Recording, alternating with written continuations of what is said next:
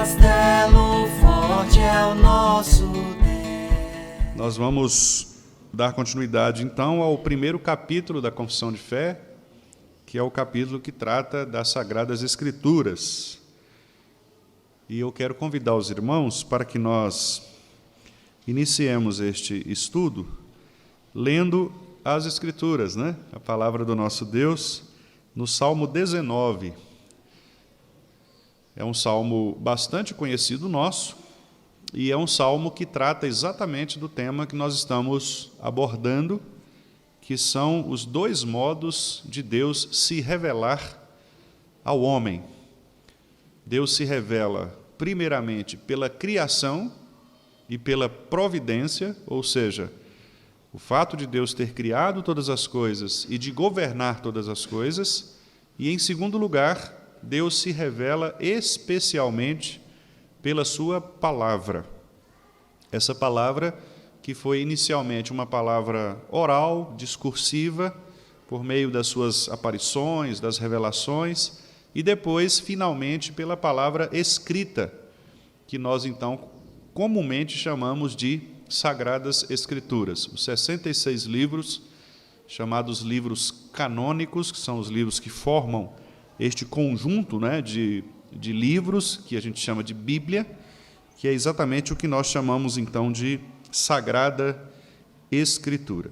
Vamos ler o Salmo 19, para que possamos, mais uma vez, compreender esses dois modos de revelação do nosso Senhor, pela criação e providência, e também por meio de sua santa lei, sua santa palavra. Diz assim o texto: os céus proclamam a glória de Deus e o firmamento anuncia as obras das suas mãos. Um dia discursa a outro dia e uma noite revela conhecimento a outra noite. Não há linguagem, nem há palavras, e deles não se ouve nenhum som. No entanto, por toda a terra se faz ouvir a sua voz e as suas palavras até aos confins do mundo. Aí pôs uma tenda para o sol, o qual, como noivo que sai dos seus aposentos, se regozija como herói a percorrer o seu caminho. Principia numa extremidade dos céus e até a outra vai o seu percurso, e nada refoge ao seu calor. A lei do Senhor é perfeita e restaura a alma. O testemunho do Senhor é fiel e dá sabedoria aos simples. Os preceitos do Senhor são retos e alegram o coração. O mandamento do Senhor é puro e ilumina os olhos. O temor do Senhor é límpido e permanece para sempre. Os juízos do Senhor são verdadeiros e todos igualmente justos. São mais desejáveis do que ouro, mais do que muito ouro depurado, e são mais doces do que o mel e o destilar dos favos. Além disso, por eles se admoesta o teu servo, em os guardar a grande recompensa. Quem há que possa discernir as próprias faltas? Absolve-me das que me são ocultas. Também da soberba guarda o teu servo, que ela não me domine. Então serei irrepreensível e ficarei livre de grande transgressão. Vamos ler juntos? As palavras dos meus lábios e o meditar do meu coração sejam agradáveis na tua presença, Senhor, rocha minha e redentor meu. Vamos orar, meus irmãos, mais uma vez? Pai de amor, de infinita misericórdia e graça, nós estamos diante do Senhor mais uma vez, nesta manhã que o Senhor mesmo designou para que aqui estivéssemos, com o intuito de estudarmos um pouco mais a respeito de Ti, conhecermos um pouco mais o Senhor. A Tua palavra nos diz, pela boca do Teu próprio Filho, Jesus Cristo, que a vida eterna é esta, que nós conheçamos o Senhor e a Ele, a quem o Senhor enviou. Por isso é um grande privilégio para todo ser humano conhecer a respeito de Ti e conhecer o Teu Filho Jesus Cristo. Por esta razão, Senhor, nós Te pedimos graça e a iluminação de Teu Santo Espírito, para que possamos, nesta manhã, aprendermos um pouco mais a respeito do Teu ser, a respeito de Jesus Cristo, Teu Filho, para que assim possamos crescer na graça e no conhecimento dEle mesmo, produzindo em nós frutos benéficos para agradarmos ainda mais o Senhor. Como acabamos de ler, a nossa oração deve ser esta, contínua, que as palavras dos nossos lábios e que o meditar do nosso coração sejam sempre agradáveis ao Senhor, Tu que és a nossa rocha e o nosso Redentor. Nós te agradecemos nele mesmo, no nosso Redentor, o Deus da aliança, Cristo, o Verbo encarnado que veio e nos salvou da morte. Em nome dele mesmo é que nós oramos agradecidos. Amém. Pois bem, meus irmãos, apenas fazendo então um breve resumo para que entremos novamente, no tema propriamente da confissão. Os versículos de 1 a 6, eles tratam então do primeiro modo de Deus se revelar ao homem, que é a chamada revelação natural. Deus se revela por meio das coisas que ele criou e por meio do governo dessas coisas. Os irmãos veem claramente essas duas ênfases aqui nos versículos 1 a 6. Os irmãos podem perceber que os verbos que o salmista usa são todos verbos relacionados à fala de Deus, ao discurso de Deus. Então ele diz, por exemplo, os céus proclamam. Proclamar é falar, é anunciar. Depois ele diz, o firmamento anuncia, também é um modo de discurso, um modo de fala. Versículo 2, um dia discursa, também fala. Versículo 2, parte B, uma noite revela conhecimento, revelação. Depois no versículo 4, quando diz, toda a terra se faz ouvir a sua voz e também as suas palavras. Então, observe que sempre a ênfase do salmista é no fato de que o nosso Deus, ele falou, ele se revelou, ele se expressou, ele proclamou, ele anunciou. Então, observe que a ênfase está sempre no fato de Deus falar, discursar, anunciar a sua verdade. Então, esse é o primeiro ponto. Deus se revela por meio das coisas criadas. A palavra céus aqui representa todo o universo.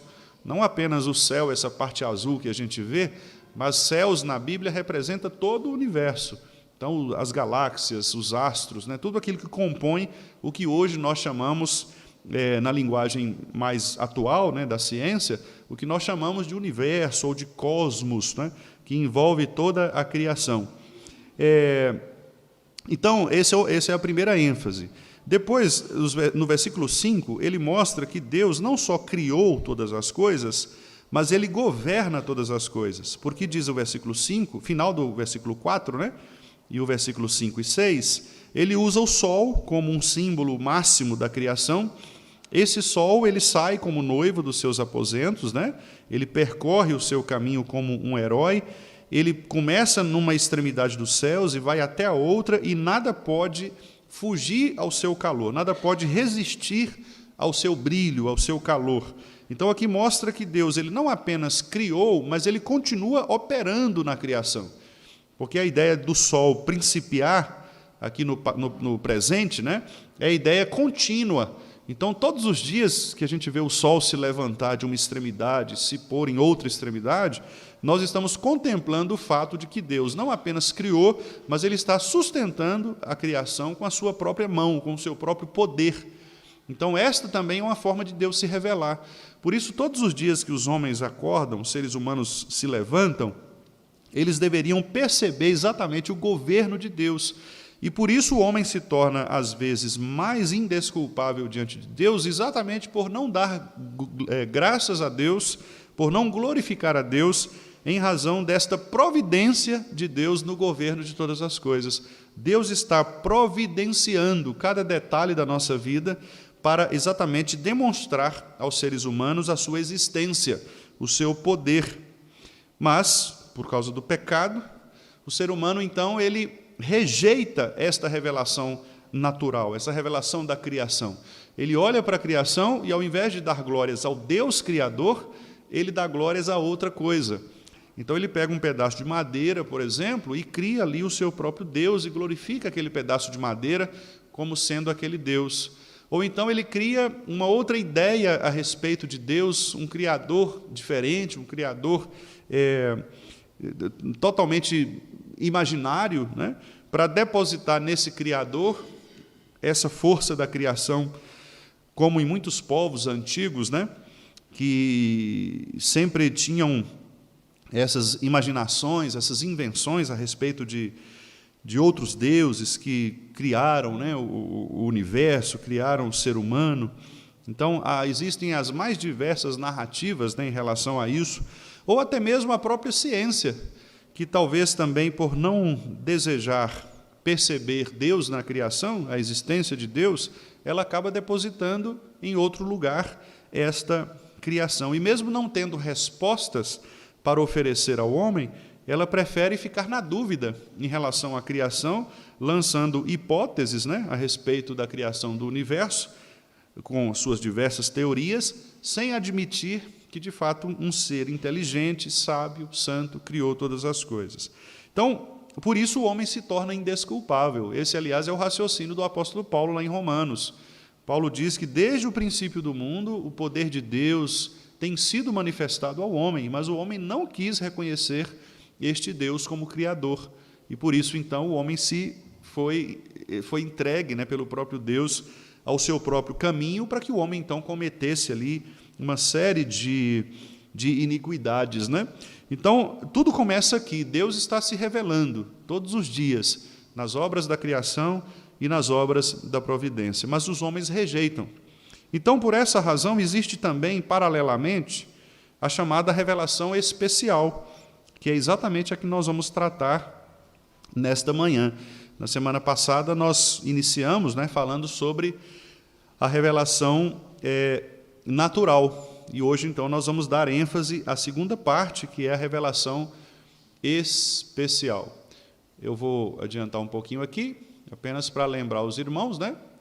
Então, aqui, nós vamos entrar exatamente... Deixe-me voltar aqui. Isso. Na revelação natural, o que nós dissemos? Nós dissemos que a revelação natural é a forma de Deus se revelar por meio de todas as coisas criadas por Deus, no espaço de 6 dias.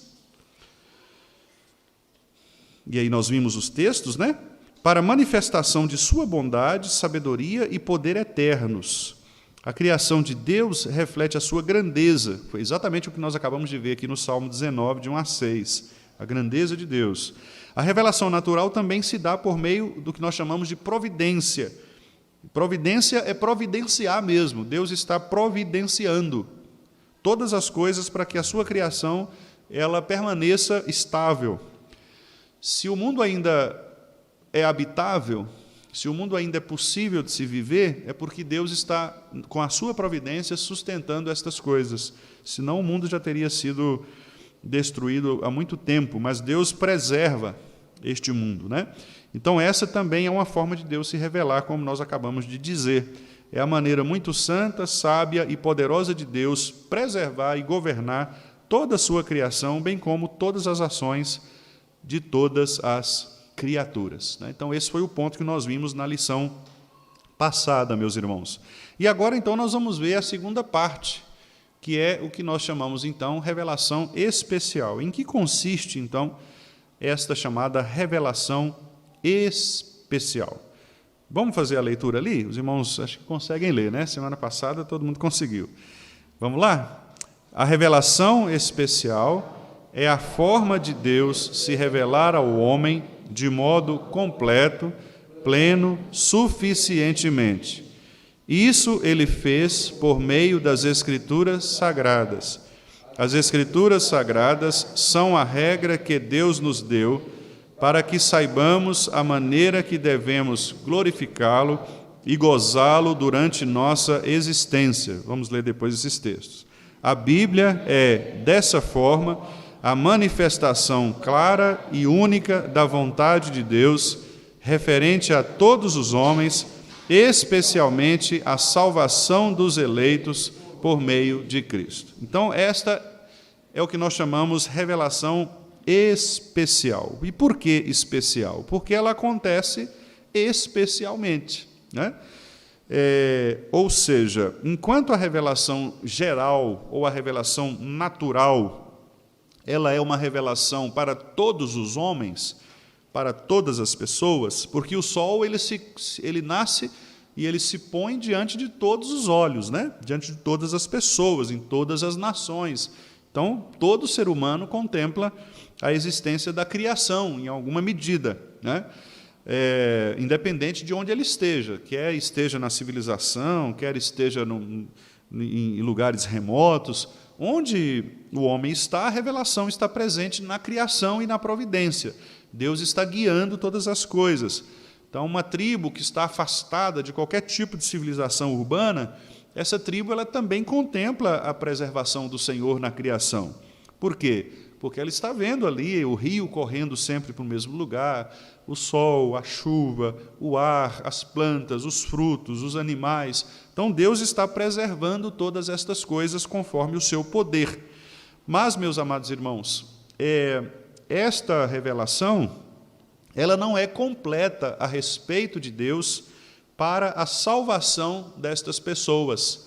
Então, muito embora essa revelação ela seja suficiente para dizer ao homem que Deus existe, ela não é suficiente para comunicar ao homem a respeito da salvação. Em outras palavras, a pergunta é: a revelação natural, a criação, a providência são suficientes para o homem ir para o céu, para o homem reconhecer que há um Redentor, que há um Salvador? Não, não é suficiente. Por isso, paralelamente a esta revelação geral, existe a revelação especial, que é exatamente essa forma de Deus se revelar ao homem de maneira completa, de maneira plena.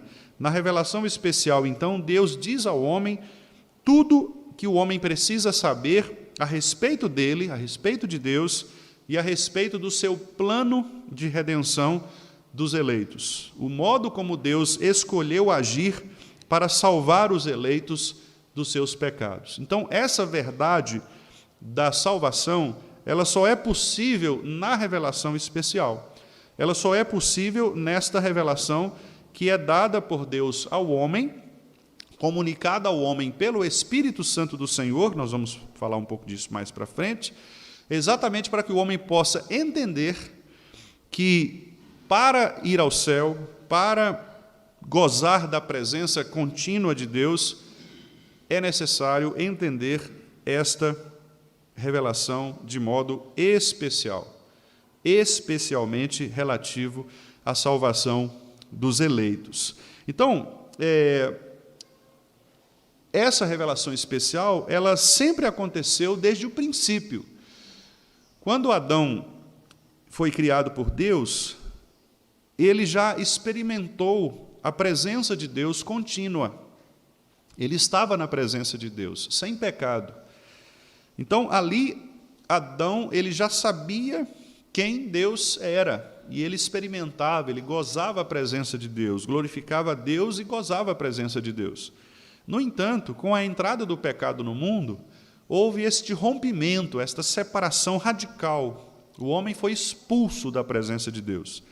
E com a expulsão do homem veio a morte. Os dois tipos de morte, né? Tanto a morte física quanto a morte espiritual. Nós só morremos fisicamente em razão do pecado. E também morremos espiritualmente quando não retornamos à nossa comunhão com o Senhor. Adão, ele, por ser expulso da presença de Deus, ele perde, portanto, completamente o benefício de estar na presença do Criador. E agora toda a sua visão, e a visão de todos os seus descendentes, passa a ser uma visão distorcida, uma visão equivocada a respeito de Deus. Então, quando Adão peca, e Deus então pronuncia a ele a promessa de que viria um Salvador, ali começa então a história da redenção sendo contada. Este texto, meus irmãos, os teólogos bíblicos costumam identificá-lo no versículo 15 do capítulo 3 de Gênesis. Gostaria que os irmãos abrissem, por favor, para que os irmãos possam entender, né, um pouco mais precisamente onde é que começa esta história, né, chamada história da redenção. Não é, digamos, um consenso absoluto que seja aqui o início. Alguns já percebem esta revelação desde o princípio mesmo, porque, tendo o homem sido criado à imagem e semelhança de Deus, ele foi criado também na pessoa de Jesus Cristo, né? Porque o texto do Evangelho de João nos diz que sem ele nada do que foi feito se fez. Então, Jesus participou da criação.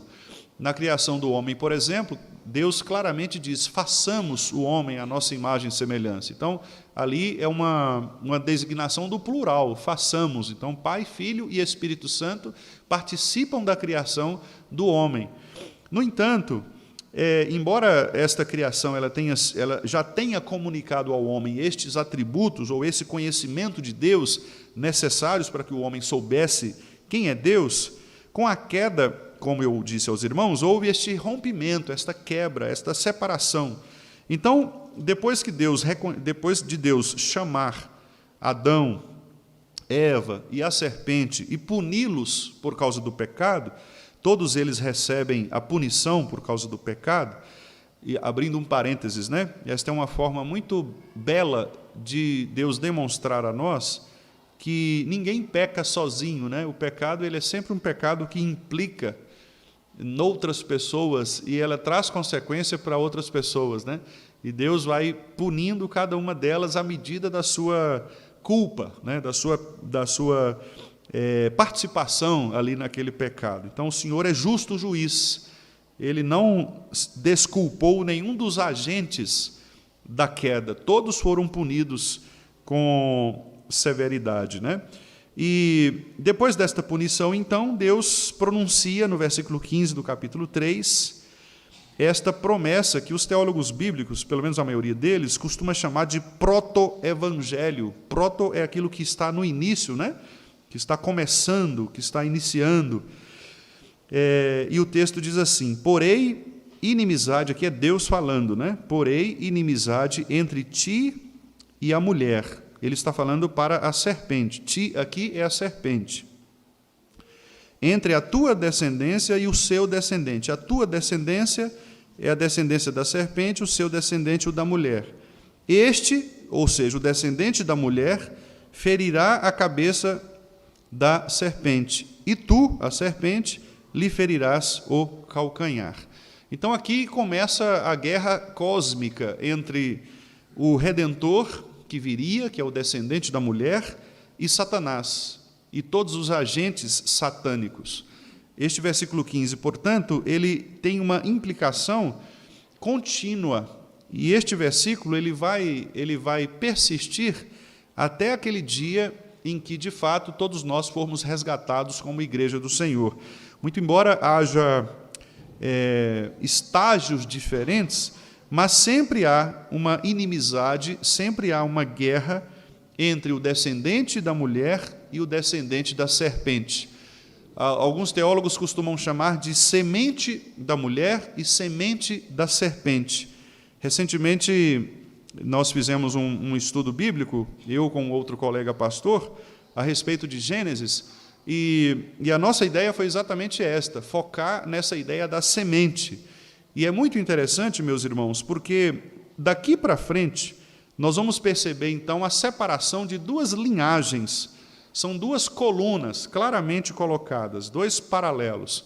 De um lado, haverá aqueles que são chamados sementes da mulher, e de outro, aqueles que serão chamados sementes da serpente. Então, você vai ter, por exemplo, Abel, Caim, e sempre a relação de inimizade. O descendente da serpente sempre se levantará contra o descendente da mulher para matá-lo. Deus, contudo, em sua infinita misericórdia e graça, e por ter ele feito um pacto consigo mesmo de levantar o Redentor, ele sempre colocará, sempre substituirá aquele que será a semente da mulher. Então, Caim, ele mata Abel, com a intenção de destruir a semente da mulher, e com isso impedir a vinda de Jesus Cristo. Deus, contudo, coloca Sete para substituir da semente da mulher. Então, a nossa história, ela começa a ser contada aqui, em Gênesis 3:15, que é, então, o chamado proto-evangelho. Aqui, o Redentor já está sendo anunciado. O descendente da mulher, aquele que viria como homem para salvar o seu povo dos pecados dele. Então, esta palavra de Deus, este discurso de Deus a respeito do Redentor, ele é a revelação especial. Ele é, portanto, a comunicação especial daquilo que Deus faria ao longo da história. Todavia, meus irmãos, esta revelação, ela ainda não está completa. A revelação, ela vai progredindo, ela vai sendo cada vez mais ampliada, ela vai sendo cada vez mais mostrada. Então, imagine um quebra-cabeça, por exemplo. Você vai montando o quebra-cabeça pecinha por pecinha. E cada pecinha que você coloca, você vai tendo uma visão mais ampla do todo do quebra-cabeça. Esta é a ideia da revelação especial. Deus vai, ao longo da história, colocando as pecinhas nesse grande quebra-cabeça que vai finalmente ser completado na pessoa de Jesus Cristo. Então, quando você lê o Antigo Testamento, você vai vendo a progressão da graça revelacional de Deus sendo mostrada a cada personagem que aparece. Então, a cada personagem você vai vendo Deus agindo e apresentando um pouquinho mais a respeito da revelação, a respeito de si. Então, por exemplo, em Noé, Deus mostra a arca. Mas o que é a arca? Nós só vamos entender o que é a arca quando todo o quebra-cabeça estiver montado. Se a gente olhar só a pecinha, a partezinha que tem a arca, nós vamos focar só na personagem Noé, só na personagem daquela história, nas personagens daquela história. Mas quando você tem todo o quebra-cabeças montado, você começa a perceber que aquela arca, na verdade, foi o lugar de abrigo em que Deus abrigou, guardou os eleitos dele, a família de Noé, do dilúvio, da perdição, da morte. Aí você diz, entendi.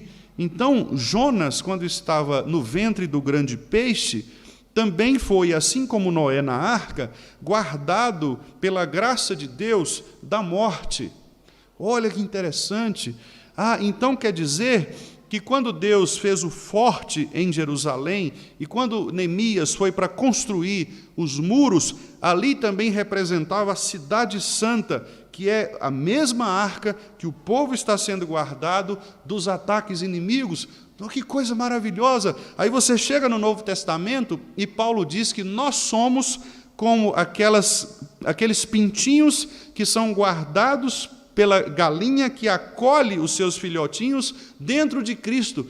Cristo, então, é a nossa arca, é a barriga do grande peixe, são os muros da grande Jerusalém que protege aqueles que Deus escolheu antes dos tempos eternos do mal. Como nós sabemos disso? Revelação progressiva. Nós vamos aprendendo isso ao longo das Escrituras, ao longo da história, da narrativa bíblica. Os irmãos percebem por que é perigoso, então, quando nós estamos lendo histórias do Antigo Testamento, focarmos somente naquela história, somente naquela personagem? Porque se nós fazemos isso, nós perdemos a noção do todo. O Antigo Testamento ele só pode ser lido no Novo Testamento. O escritor aos Hebreus nos dá uma aula a respeito disso. O escritor aos Hebreus, o livro todo de Hebreus, a carta aos Hebreus, é uma prova disso.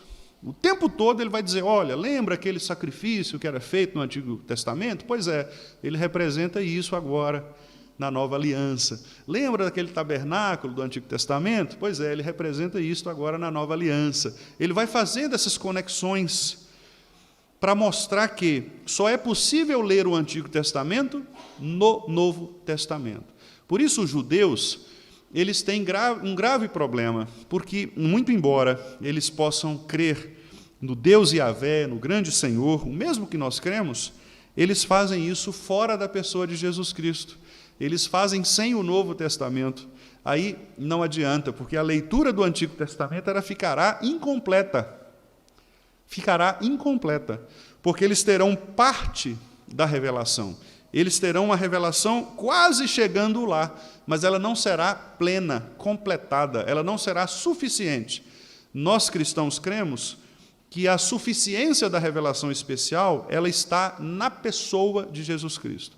Cristo, portanto, meus amados irmãos, é a palavra de Deus, palavra encarnada, Por isso, João usa exatamente esta ideia ao dizer: o Logos, a palavra, o discurso de Deus, ele se tornou carne e ele habitou entre nós. Então, aquela palavra do Antigo Testamento que Deus falava aos profetas, Deus falava por meio de sonhos, por meio de visões, por meio de fumaça, por meio de fogo, por meio de barulhos. Deus falava de várias formas aos pais, pelos profetas. Mas depois, ele nos fala completamente em Cristo. Cristo, portanto, ele é a expressão exata do ser de Deus. Hebreus, capítulo 1, versículos 1 a 4. Antes ele nos falava de várias formas, aos pais, pelos profetas. Hoje ele nos falou pelo Filho, a quem constituiu o herdeiro de todas as coisas, pelo qual também fez o universo. Então, esta é o ponto máximo, é o lugar em que a revelação se encontra plenamente. Cristo. Ele é o discurso de Deus, a palavra de Deus, a fala de Deus vista, encarnada, visível. Então, os profetas não puderam ver Deus. Moisés pediu para ver a glória de Deus. No entanto, Deus não permitiu, porque não era possível que um homem veja Deus. Mas, quando Cristo nasceu, aquelas pessoas que conviveram com Jesus Cristo viram Deus. Porque Deus é mostrado em Cristo. O Verbo se fez carne, habitou entre nós, cheio de graça e de verdade, e nele vimos a glória do Pai. Aquilo que Moisés não pôde ver, aquelas pessoas que conviveram com Jesus puderam ver. E nós, agora, podemos ver esta mesma glória na palavra escrita por Deus. Veja que coisa interessante.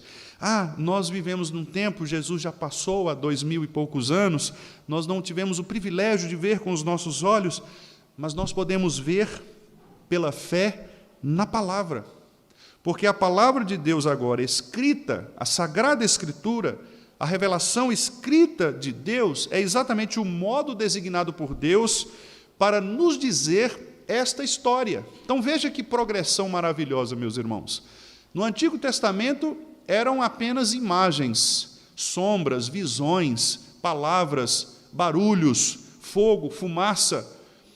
No Novo Testamento, Cristo vem como carne, as pessoas podem ver, ouvi-lo, tocar, abraçá-lo, deitar sobre o seu peito, como fez João algumas vezes, ser tocado por Jesus, receber o milagre do próprio Jesus. As pessoas conviveram com ele. Jesus morreu, ressuscitou, está no céu, e ele deixa agora a sua igreja, para que a sua igreja seja orientada por ele. Ele não está fisicamente conosco, mas ele está espiritualmente conosco. E onde é que nós encontramos agora o Jesus fisicamente mostrado? Nas Escrituras, no texto da palavra de Deus. Porque a palavra de Deus agora, escrita, ela é o fechamento. Ela é o fechamento, é a conclusão da revelação. Por isso nós, reformados, presbiterianos, não cremos em nenhum tipo de outra revelação fora das Escrituras. Porque nós entendemos que Cristo é a revelação e a palavra dele, somente a palavra dele, é a revelação fechada, completa. Por isso ninguém tem autoridade para levantar-se e dizer: assim diz o Senhor, a menos que o que ele disser for extraído da palavra do próprio Cristo. Porque Cristo fecha a revelação. Não há mais, portanto, nenhuma necessidade das chamadas novas revelações do Espírito. Cristo finaliza a revelação. Ele é o ápice da revelação. E a sua palavra, portanto, cumpre exatamente este propósito, de dizer ao homem tudo aquilo que o homem precisa saber a respeito dele, e de si mesmo, e do plano de salvação e de redenção providenciado pelo Senhor. Portanto, esta revelação ela é progressiva, ela começa desde a criação e caminha até chegar na consumação de todas as coisas, que é o Apocalipse, quando João tem a visão que é dada por Cristo, não é nenhum anjo espetacular, como o anjo Moroni dos Mormons, ou algum tipo de visão, como, por exemplo, da Ellen White, do Adventismo. Nenhum tipo de visão, é o próprio Cristo que aparece a João e diz a ele a respeito do Apocalipse, que significa, aliás, revelação. Qual é a revelação máxima? É a revelação do povo de Deus no céu, glorificando a Deus para toda a eternidade. Então, João, no Apocalipse, ele vê dois momentos, ele vê dois ambientes. O ambiente da guerra que acontece espiritual e da guerra que acontece na terra. O céu e a terra, eles se juntam para comunicar uma mesma verdade. A verdade de que Deus está controlando todas as coisas, ele venceu a batalha espiritual, derrotou Satanás, para que a igreja na terra também seja vitoriosa contra todos os inimigos enviados por Satanás. Cristo derrota Satanás, o Cordeiro derrota Satanás, para que a igreja seja preservada de todas as guerras contra Satanás. Por isso o Apocalipse ele não é um livro para dar medo na gente. Muito pelo contrário, o Apocalipse é um livro para confortar a igreja, para consolar a igreja, para dizer para a igreja: vocês são vitoriosos. A igreja venceu, porque Cristo venceu. Então nós podemos caminhar agora seguros, sabendo de que naquele dia em que todos nós estivermos lá, nós cantaremos juntos: Santo, Santo, Santo, digno é o Cordeiro de receber toda a honra, todo louvor, todo domínio, porque tu criaste todas as coisas. É o cântico lá que está em Apocalipse. Grandes são as tuas obras, os teus juízos insondáveis. É o cântico do Apocalipse, o cântico ao Cordeiro, o Cordeiro de Deus que veio, tirou o pecado do mundo e atraiu para si os eleitos do Pai. Então, meus irmãos, esta é a chamada revelação especial. Vamos ver aqui estes textos que eu mencionei nesse pequeno trecho aí. Primeira carta de Paulo aos Coríntios, capítulo 10.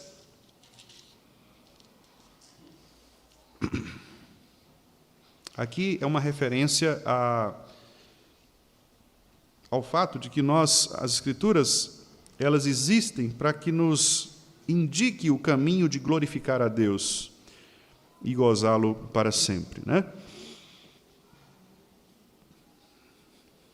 Vamos ler juntos, 1 Coríntios 10, 31. Portanto, quer comais, quer bebais, ou façais outra coisa qualquer, fazei tudo para a glória de Deus. Então, aqui a referência exatamente ao fato de que são as Escrituras que nos comunicam o que nós devemos fazer a respeito de Deus. Vamos ver Salmo 73, 24 a 26.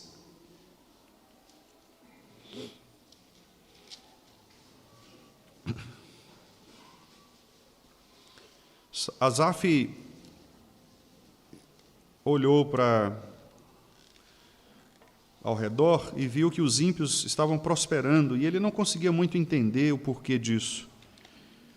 Como pode, Senhor, eu, que sou teu servo, teu filho, passar por tantas privações, e ao mesmo tempo os ímpios estão aí prosperando, eles parecem não ter nenhum tipo de problema, eles têm riquezas, têm saúde, não passam nenhum tipo de perseguição. Por que o Senhor permite essas coisas? Deus leva Asaf, então, para dentro do santuário, versículo 17, até que entrei no santuário, e Deus mostra para Asaf o fim dos ímpios. Os ímpios serão condenados, Asaf, eles irão para o inferno. Você pode sofrer 80 anos, 100 anos, 120, se viver muito nessa terra, mas você terá a vida eterna com o Senhor. Os ímpios não. Se eles viverem 100 anos de glórias aqui, eles viverão eternamente no inferno.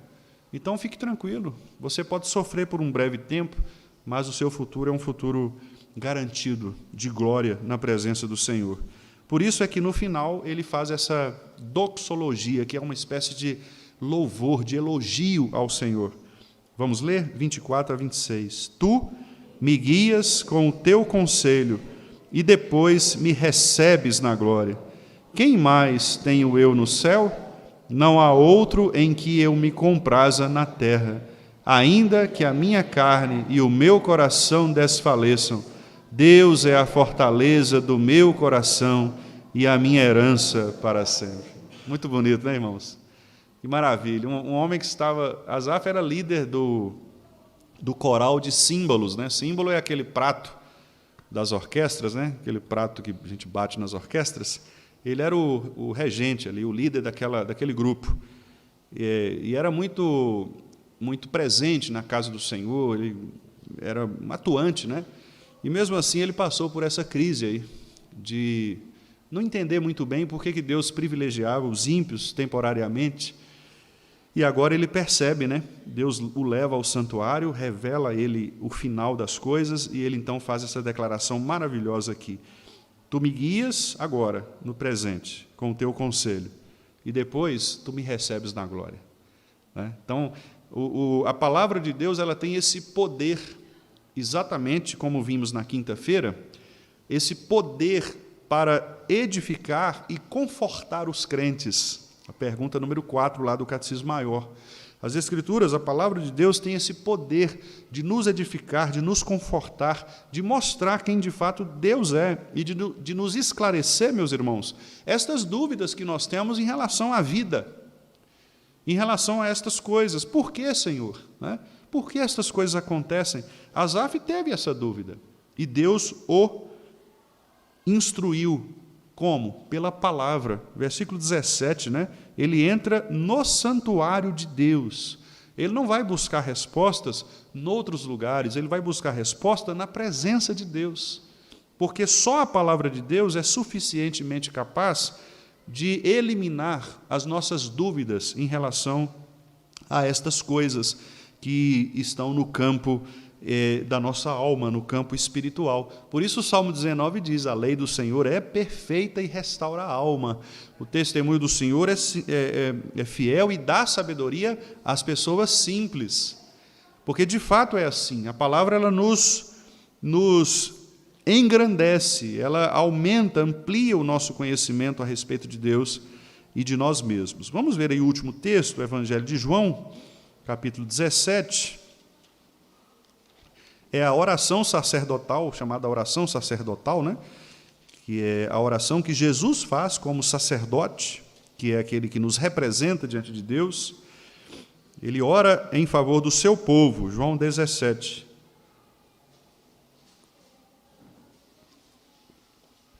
Nos versículos 22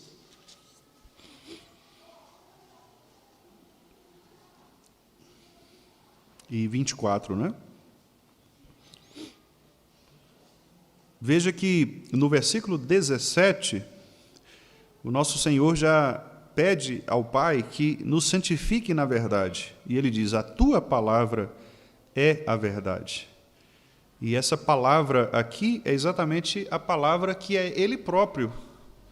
Porque Cristo é a verdade, o caminho e a verdade e a vida. Então a palavra é a verdade. Se a palavra é a verdade, a palavra é Cristo. E Cristo é a verdade. Portanto, ao nos santificar na verdade, o que Ele próprio, Cristo, está pedindo ao Pai é que os seus filhos sejam distintos do mundo por estarem com Ele, Cristo, com a palavra, com a verdade. E aí nos versículos 22 e 24, né? Vamos ler juntos? Eu lhes tenho transmitido a glória que me tens dado, para que sejam um, como nós o somos. E o 24. Pai, a minha vontade é que onde eu estou, estejam também comigo os que me deste, para que vejam a minha glória que me conferiste, porque me amaste antes da fundação do mundo. Então aqui Jesus também está expondo esta maravilhosa verdade, meus irmãos, de que Ele próprio é aquele que é a nossa satisfação. Quem mais tenho eu no céu? Não há outro em que eu me compraza na terra. Quem é esse que nós temos prazer na terra? Cristo, o Deus encarnado, o nosso Senhor que é aquele que transmite a glória do Pai, é o único que nos mostra a glória do Pai, porque Ele e o Pai são um, ele diz aqui, e o desejo dele é que nós também sejamos um com Ele, assim como Ele é um com o Pai. E por que nós vamos ser um com Ele? Porque Ele foi homem como nós. Nós não podemos acessar o Deus invisível, mas nós podemos acessar o Cristo visível. Nós não podemos compreender plenamente ou estar ligado ao Deus que é infinito, mas nós podemos estar ligado a Cristo, que foi homem. Então veja como que esta conexão ela é importantíssima. Portanto, somente Cristo pode nos comunicar o plano de salvação de Deus para os eleitos.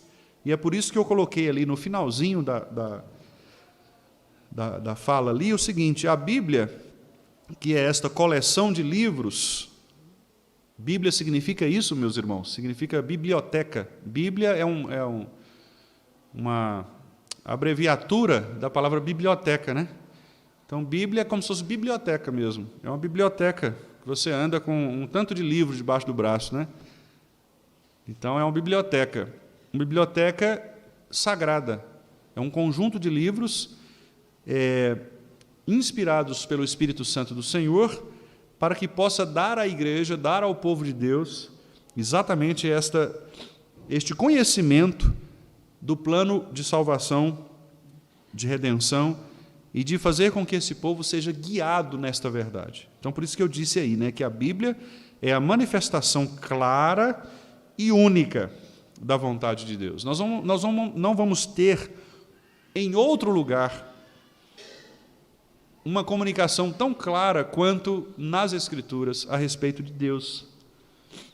Por maiores que sejam as interpretações de filósofos, de teólogos, nenhum deles superará a revelação da palavra escrita, da Bíblia, a Escritura sagrada, porque esta é inspirada pelo Espírito Santo do Senhor. Então, aqui nós vamos ver a manifestação clara e única da vontade de Deus, referente a todos os homens, especialmente a salvação dos eleitos por meio de Cristo, né? Todos os homens. Paulo, por exemplo, quando escreve a Tito, ele diz que a graça salvadora ela é comunicada a todos os homens. Vamos ver lá esse texto? Carta de Paulo a Tito,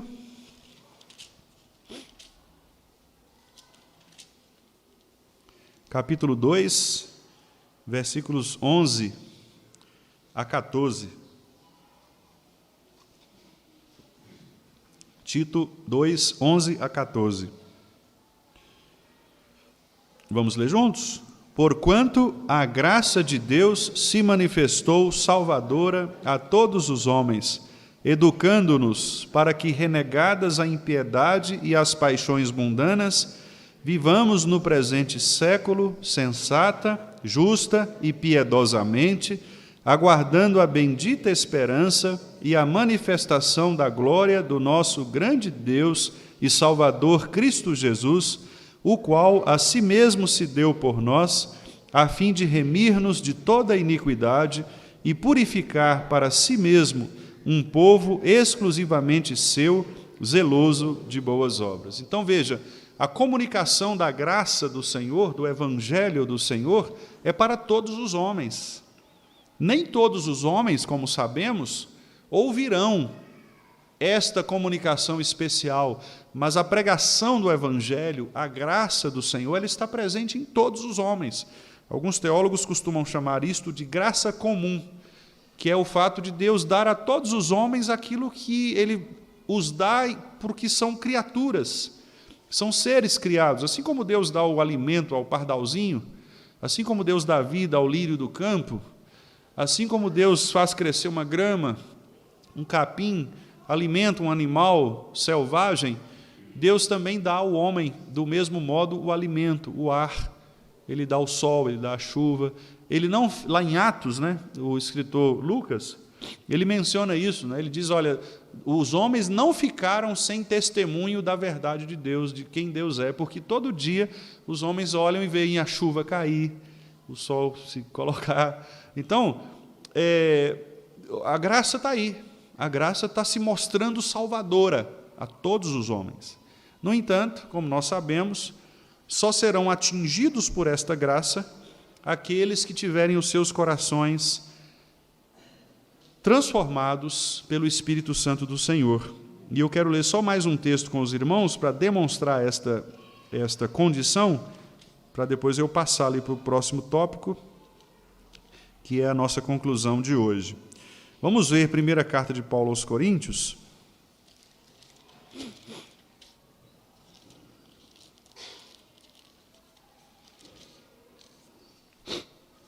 Capítulo 2, meus irmãos.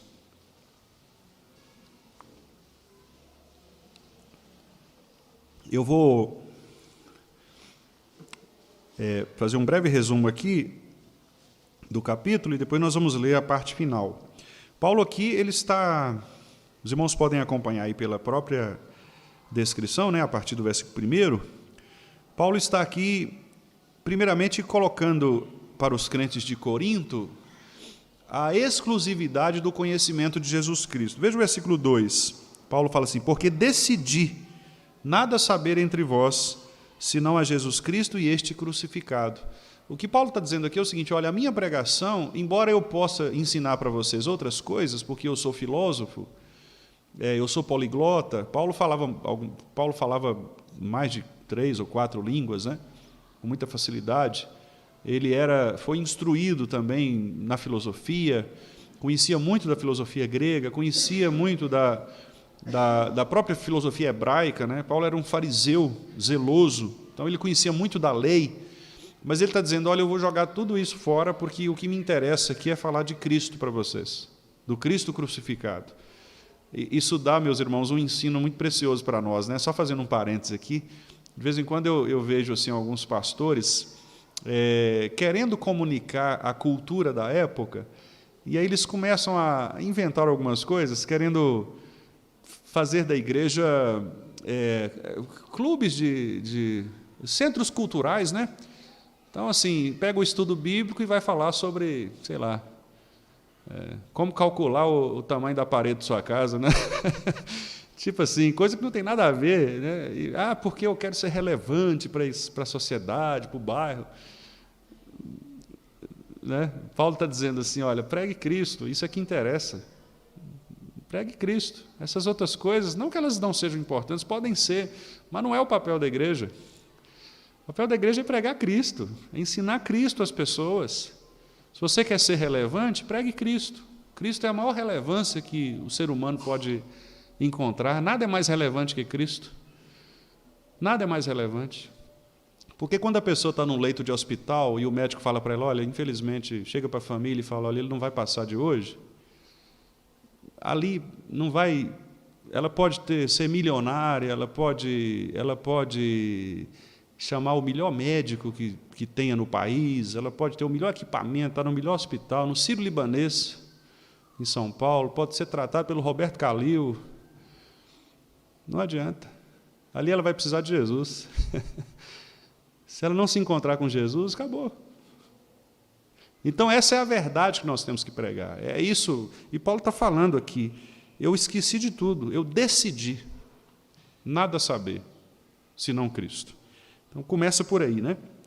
Voltando aqui ao nosso tema. Versículo 6, ele fala assim: expomos sabedoria entre os experimentados, não, porém, a sabedoria deste século, desta época, né? Ou seja, ele não está pregando filosofia, nem a dos poderosos dessa época, que se reduzem a nada. Paulo aqui fala: essa filosofia desse pessoal aí é nada. Eles podem até parecer inteligentes, mas é bom, a gente pode ler sobre Nietzsche, sobre Kant, eu gosto de ler, não é?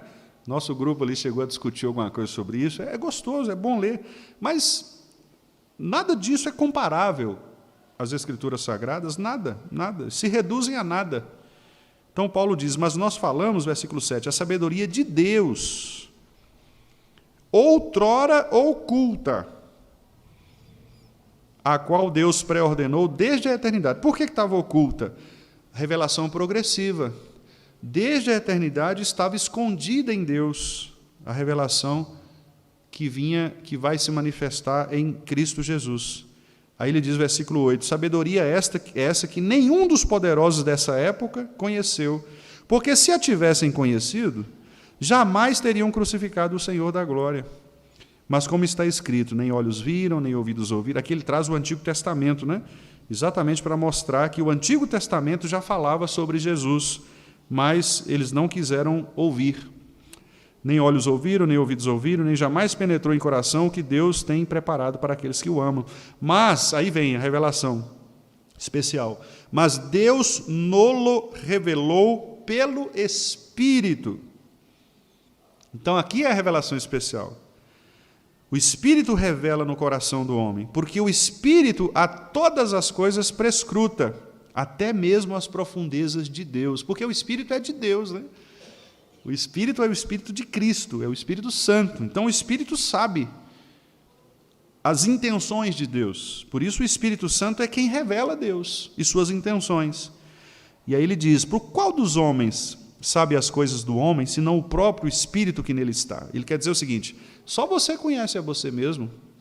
Ninguém pode falar de você, a não ser você mesmo, porque você se conhece, né? Por dentro. Assim também as coisas de Deus, ninguém as conhece, senão aquilo que está dentro de Deus, que é o Espírito de Deus, o Espírito Santo. Ora, nós não temos recebido o Espírito do mundo, dessa época, mas temos recebido o Espírito, com letra maiúscula, o Espírito Santo, o Espírito que vem de Deus. Para que a gente recebe o Espírito de Deus, meus irmãos? Para falar em línguas? Não, para que conheçamos o que por Deus nos foi dado gratuitamente. A gente recebe o Espírito Santo para conhecer Deus melhor. Esse é o batismo do Espírito Santo. Quem é batizado no Espírito Santo? Aquele que conhece mais do Senhor. Esse é o batizado no Espírito Santo. Ah, você não é batizado não, porque você não fala em línguas. Não, isso aí não é marca de batismo do Espírito Santo. Batismo no Espírito Santo é o conhecimento profundo a respeito de Deus. Esse é batizado no Espírito Santo, né? Paulo está dizendo aqui, nós recebemos o Espírito para que conheçamos, ou seja, nós só vamos conhecer se formos batizados no Espírito Santo, se tivermos o Espírito Santo, percebe? Ninguém vai conhecer Deus fora do Espírito Santo de Deus. Só o Espírito Santo revela Deus às pessoas, só. O pastor pode pregar aqui da maneira mais clara que ele puder, ilustrar, usar fantoche, fazer o que for. Se não for o Espírito Santo de Deus, não adianta. A pessoa vai ouvir e vai continuar normal, vivendo a vida normal. Só o Espírito Santo pode convencer os corações, só o Espírito Santo. Nós temos que fazer a nossa parte no sentido de anunciar, e no sentido, inclusive, de encontrar meios também de falar melhor a palavra de Deus. Mas não confiar em nossos recursos, não confiar no nosso método. Ah, porque o fulano fala bem, Beltrano... Ah, porque nossa igreja é assim, temos que criar tal. Não, é o Espírito que vai converter. Se o Espírito quiser converter uma pessoa no meio da rua, no meio do nada, com um folheto de papel, ele vai fazer isso. Se o Espírito quiser converter uma pessoa só com uma oração, ela vai fazer isso. Só com uma palavra, ele vai fazer isso. O Espírito Santo é soberano. Soberano. Só ele pode converter as pessoas. E sem ele, ninguém pode conhecer Deus. E aí vem o trecho que eu gostaria de ler com os irmãos juntos aqui. Vamos ler? Do 13 até o 16? Disto também falamos, ensinadas pela sabedoria humana, mas ensinadas pelo Espírito, conferindo coisas espirituais com espirituais. Ora, o homem natural não aceita as coisas do Espírito de Deus, porque lhes são loucura, e não pode entendê-las, porque elas se discernem espiritualmente. Porém, o homem espiritual julga todas as coisas, mas ele mesmo não é julgado por ninguém. Pois quem conheceu a mente do Senhor que o possa instruir? Nós, porém, temos a mente de Cristo. Que coisa maravilhosa, meus irmãos. Paulo está dizendo aqui que existem dois grupos de pessoas. Aquelas pessoas que são chamadas por ele aqui de homem natural e as outras pessoas que são chamadas por ele de homem espiritual. Quem são os homens naturais? Ele diz, são aquelas que não aceitam o Espírito de Deus. E pelo fato de elas não aceitarem, esta é a blasfêmia contra o Espírito Santo, é não aceitar as coisas de Deus, do Espírito de Deus, é o que nós entendemos como a blasfêmia, eles consideram estas coisas de Deus como loucura. Como loucura. Por isso eles afrontam o Espírito de Deus. E por isso eles cometem o pecado para a morte. E por isso eles não serão salvos. Porque eles entendem que as coisas espirituais são loucura. Por quê? Porque as coisas espirituais só podem ser entendidas espiritualmente. Os irmãos percebem? Por mais que eu use o argumento humano, filosófico, racional, não vai adiantar. Você pode pegar um cientista, por exemplo, e mostrar para ele racionalmente, tudo quanto é jeito, que ele está errado. Se não for o Espírito Santo do Senhor para mudar o coração, ele não vai entender aquilo ali. Ele vai continuar achando loucura crer que Deus criou o universo. É uma loucura isso que vocês falam, não faz sentido. Um Deus criar um universo, não faz sentido. Não faz sentido você falar que um homem foi engolido por um peixe. Não faz sentido você falar que uma pessoa ressuscitou dos mortos. Não faz sentido mesmo. Por uma mente que não é espiritual, não faz sentido. Essas coisas só se entendem espiritualmente. Só espiritualmente.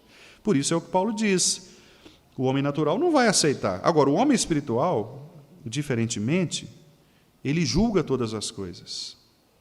Por que ele julga? Porque ele tem um discernimento espiritual. Ele tem o que Paulo chama aqui de mente de Cristo. E o que é a mente de Cristo? É o Espírito de Cristo, que é exatamente aquilo que está dentro do próprio Senhor. Então, meus amados irmãos, esta é a revelação especial. É o modo de Deus comunicar a nós a sua verdade por meio do seu Santo Espírito. De maneira que nós só poderemos compreender a verdade do Senhor por meio do Santo Espírito do Senhor. Não é possível nós entendermos a revelação especial sem a atuação do Santo Espírito do Senhor. É impossível. Por isso, a nossa oração sempre tem que ser a seguinte: Senhor, abra os nossos olhos, abra os nossos entendimentos, abra o nosso coração. Essa tem que ser a nossa oração, para que o Espírito Santo possa nos comunicar as verdades do Senhor. Porque se Ele não fizer isto, nós não vamos entender a verdade do Senhor. Essa tem que ser a oração por avivamento espiritual. E avivamento espiritual, meus irmãos, que muito foi falado aí recentemente, e tem sido comentado por muitos pastores, não é nada mais do que simplesmente uma atuação poderosa, local, específica do Espírito Santo do Senhor nos corações das pessoas. É quando o Espírito vem sobre as pessoas e as convence do seu pecado, elas, portanto, se arrependem diante de Deus e se dispõem a viver para Deus. E isto numa quantidade maior, muitas pessoas ao mesmo tempo. Isto é um avivamento espiritual. Não há nada de espetacular no sentido humano do termo, né? Das pessoas gritarem, fazerem isso, pularem, fazerem aquilo. Não, é uma atuação do Espírito Santo que modifica o coração, que leva as pessoas a compreender o seu pecado, a se prostrarem diante do Senhor. E como Deus faz isto? Pela palavra. Bíblia sendo pregada, palavra sendo anunciada e o Espírito convencendo o coração. Este é o caminho que o próprio Deus estabeleceu. Por isso, meus amados irmãos, embora a revelação natural ela seja suficiente para mostrar ao homem que há Deus, que Deus existe, que Ele criou e preserva todas as coisas, só esta comunicação do Espírito Santo é que fará com que o homem entenda quem é esse Deus e qual é o propósito desse Deus para a vida do ser humano.